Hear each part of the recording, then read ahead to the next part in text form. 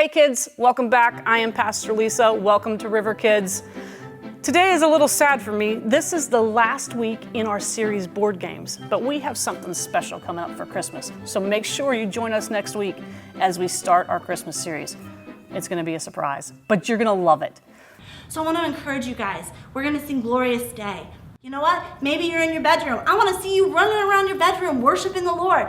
Hey, maybe you're in your living room worshiping with your parents. I want to see you all worshiping God together.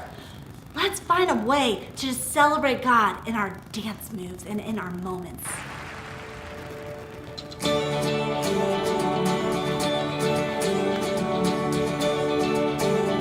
Come on, together. I was buried beneath my shame. Who could carry that kind of weight? It was my tomb. Come on, shout it out. Go. Till I met you. Yeah. I was breathing but not alive. Yes, I needed you, God. All my failures I tried to hide. Come on. It was my tomb. Till I met you. Everybody say, Lord, go, time's up. my name, and I ran out of that grave. Let me see you guys dance with the Lord. The darkness into your glorious state. You called my name, and I ran out of that grave. Run out of your grave. Out of the darkness, come on, into your glorious state. Yes, Lord, you have made a new day for us. You have made a glorious day for us. Sing my soul. Mercy, I say, my soul. Yes, it has. And now your freedom is all that I know. Every voice, the old name now. Jesus, when I met you, you called my name, and I ran out of that grave, Run out of your grave. out of the darkness, into your glorious day. You called my name, and I ran out of that grave, out of the darkness, into your glorious day.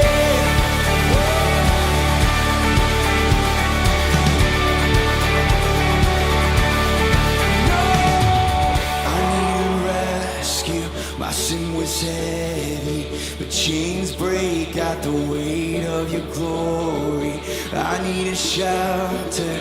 I was an orphan. Now you call me a citizen of heaven. Come on. When I was broken, you were my healing. Now your love is the air I'm breathing. I have a future. My eyes are open. 'Cause when you call my name, Run out of those graves. I ran out of that grave, out of the darkness, into your glorious day. Come on. You called my name.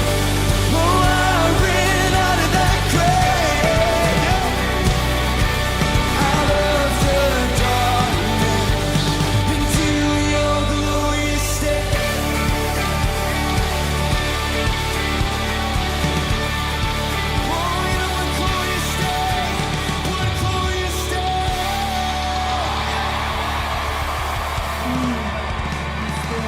And what a glorious day it is when we get to spend it with the Lord. You know, what a glorious day it is when we know what the Lord has done for us. Father God, I pray for these amazing youth. I pray for these world changers, Lord God. I pray that you would just magnify yourself in their lives during this time. I pray that you are with them and just blessing them through everything in your holy name. Trouble won't throw me, won't break me, won't scare me no more. Fear must have thought I was faithless when it came from my heart. 'Cause I got a song that will never die. I know your love is the reason why. I'll sing the night into the morning. I'll sing the fear into your praise. I'll sing my soul into your presence. Whenever I say your name, let the devil know not today.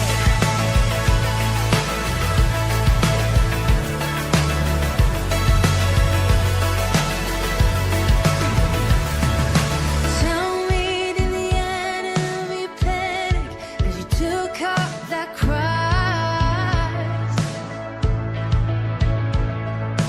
Tell me, did the darkness cry mercy as you rolled back that bride? 'Cause I know your life is a life in mine. I know your love is the reason why. I'll sing the night into the morning. I'll sing the fear into your praise.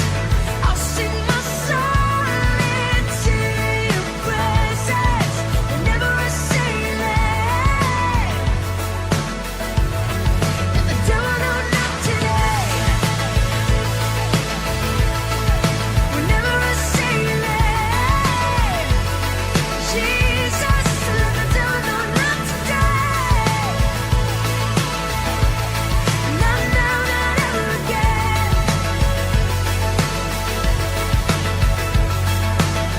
You loosed it down, death, crushed the devil's head.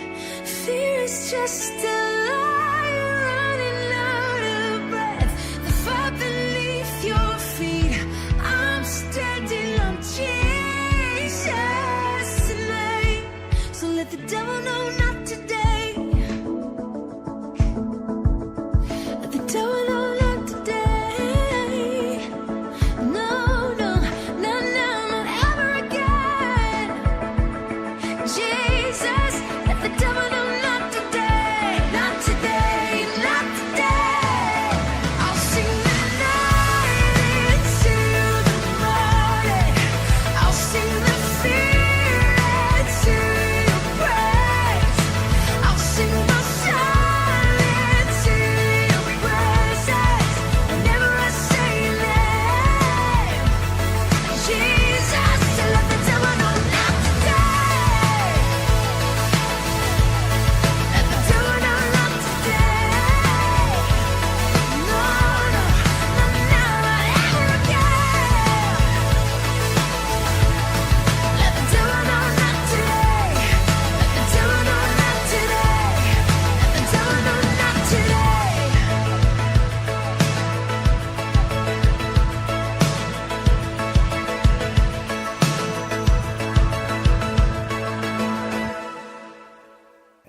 Thank you, Miss Jessica. Kids, have any of you ever had a splinter? Man, they hurt, don't they, when they get stuck in your finger or stuck somewhere? And you have to take some tweezers to dig them out because they're so small, and hopefully you can grab a little piece of skin, maybe it's sticking out and you can pull it out, but it's so painful until you do. I know I've had it happen several times. Using these tweezers reminds me of something that Jesus told us about a speck in our eye. Jesus tells us that we can't go around judging others for the speck of dust in their eyes while we have logs in ours. Jesus makes it very clear that it's our responsibility to deal with our sin, to confess our sins to Him. And when we do, He will forgive us. But He doesn't want us going around pointing fingers at other people about their sin. He does want us to share the gospel. and tell all about him. But it's not our responsibility to judge people and to point out their sin. He wants us to turn from our sin, and he will work with us, and he wants others to turn from their sin, and he will work with them. It's not our responsibility. Jesus will deal with each person and their sins. And when they know Jesus, and when someone knows Jesus, you tell them about Jesus, he will forgive them of all their sins. That's right, Pastor Lisa. That reminds me of our memory verse. Dakota and Trinity, show us our memory verse. Do not set foot on the path of the wicked, or walk in the way of evildoers. Proverbs 4:14. Back to you, Pastor Lisa. Thank you, Trinity and Dakota. How many of you have one version or another of the game Operation? Seems like every year there are more and more versions of this game. There's Shrek Operation, R2-D2 Operation, SpongeBob Operation. The characters on the game board and the pieces that go inside the game change, but the basic game stays the same. You have an electrically charged game board filled with holes that allow you to reach in and remove different parts of the patient's anatomy. But don't touch the sides of the holes with your surgical tools, or buzz! The patient's nose lights up in the classic version and you lose a turn.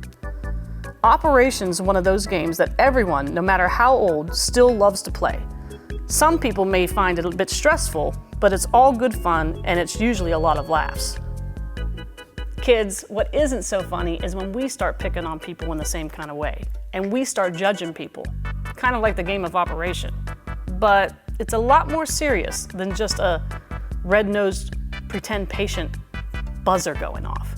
This game isn't played with a game board or surgical tools, but it sounds more like this. Brian never does what the teacher says. Helen never puts anything in the offering plate. Have you heard Kathy? I can't believe how much she cusses all the time. Troy doesn't go to church at all. It almost sounds innocent, but this kind of nitpicking is exactly what Jesus is talking about in Matthew 7. Let me see. Wait, that doesn't look anything like me. You got my eyes and hair all wrong. And is that supposed to be a nose? You think you could do better? Oh, no. Mine's more like this. Sorry, I like watching you draw. Then don't be so judgmental. Well, it might be easier not to be judgmental if... If what? If I could draw better? So I'm not a good artist then. No, if I knew what the word judgmental meant. Oh, sorry. Guess I judged you there. Let me draw another picture. Is that supposed to be Jesus? Yeah, Jesus talked about judging others in the Sermon on the Mount. I know a sermon is when a preacher teaches something, but what does on the mount mean? Was Jesus mounted on a horse? That would be funny. No, the book of Matthew records a time when he preached to a big crowd of people on a mountainside one day. The Sermon on the Mount. So, what did Jesus say judgmental means? He didn't. He used a picture. Like you do. Jesus said, imagine you have a stick stuck in your eye. Ouch! Why point out the little speck in someone else's eye when you have a big stick stuck in yours? Wait, if I have a stick in my eye, I couldn't be able to see to even help them with their speck. Exactly. You need to get your stick out first. Then you can help the other person get the speck out of their eye. So, instead of pointing out other people's faults, I should work to overcome my faults first? Right. Jesus said not to judge others, or you would be judged too in the same harsh way. So I can never call someone out for doing something wrong. Well, let me ask you this. Do you want others to point out and pick apart every little thing you do wrong? I can't stand it when people do that to me. I want them to encourage me and help me get better and think the best of me. Me too, but when I get all mad when you were just asking about what judgmental meant, I judged you. Like I judged your picture of me. Well, let's stop it. Let's treat each other the way we want to be treated and not be judgmental. Deal. I don't want anything stuck in my eye. Ouch. Sounds a lot like the game Operation. Jesus said that when Christians judge, when we judge others, we are trying to remove a speck, just a tiny speck, from their eye. But there's a problem. We can't see clearly because there's a plank in our own eye. You'd think that that plank, that log, would be easier to remove than the speck. But most of the time, Christians don't even know it's there. So what is this plank or this log that is in our own eye? It's our sins that need to be corrected. Brian may not go to Sunday school, but if you're talking in Sunday school about Brian, what right do you have to judge someone for not coming? And how can you judge Kathy for having a foul mouth when you not only use cuss words yourself, but you gossip about Kathy? Jesus is telling us that we have no right to judge others. And Paul wrote in Romans 3:23, "For all have sinned and fallen short of the glory of God." That means everyone.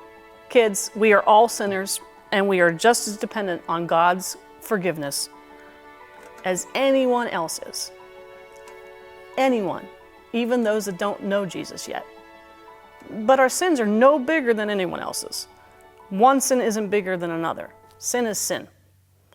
So why does Jesus say we have logs in our eyes while other people have specks? So why does Jesus say that we have logs in our eyes as compared to specks?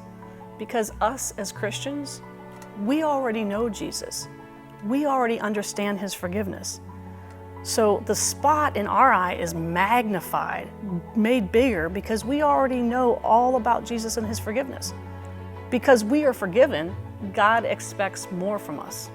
Kind of puts us at a higher standard. Jesus doesn't need us to judge other people for their sins. Most people are aware of their own faults and sins, whether they admit to it or not. Jesus wants us to be concerned with our own sins, and he needs us to share his love with other people, not judge them. Jesus knows as long as we live here, we will never be perfect. But when we do stumble, we need to confess our sin to him and to those we've wronged. God doesn't need us to pick at the sins of other people. We have enough sin in our own lives to pick at for the rest of our lives. Kids, do this. Ask God to give you the sight to see the sin in your own life, and to ask him for forgiveness, and to help others to know him and receive forgiveness from him. Scalpel. Syringe. Oh, sorry. I was just doing Operation. And you can win this too! You know what you gotta do? Do those things!